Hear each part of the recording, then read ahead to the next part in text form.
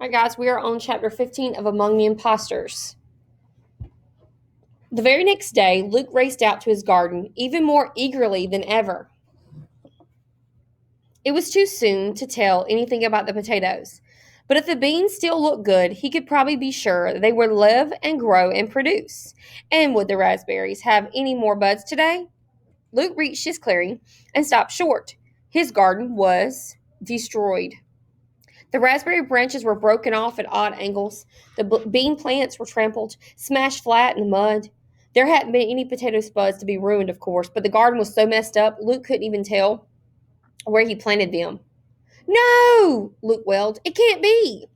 He wanted to believe that he accidentally walked into the wrong clearing, but that was crazy.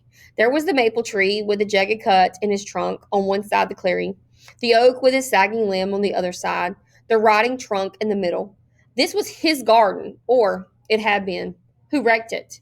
His first thought was animals. Back home, back when his family still raised hogs, there had been a couple of times when the hogs had escaped and found their way to the garden.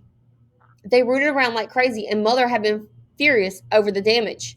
But there weren't any hogs in the woods. Luke hadn't seen anything bigger than a squirrel, and for all his shooings and worrying, he knew squirrels couldn't have done this kind of damage, and squirrels didn't wear shoes. Luke winced. He'd been too distraught to notice before. Instead of animal tracks, the garden was covered with imprints of the same kind of shoes Luke was wearing.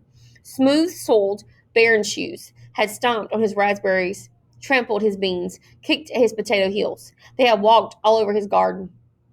For a crazy instant, Luke wondered if he himself was to blame. Had he been careless leaving the garden yesterday? Could he have stepped on his own plants by mistake? That was ridiculous. He never do such a thing. What if he sleepwalked and came out here in the night without even knowing it? That was even more preposterous. He would have been caught. And he didn't wear shoes to bed.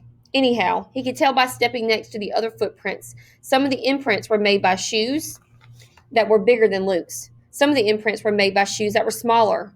Lots of people have been in Luke's garden. Lots of people have been destroying it. Luke sank to the ground by the tree trunk. He buried his face in his hands.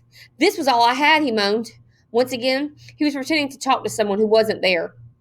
But it wasn't Mother or Dad, Jen or Mr. Talbot he appealed to now. It was Matthew and Mark, his older brothers. He had to apologize to them. He had to explain why he, Luke Gardner, a 12-year-old boy, was crying.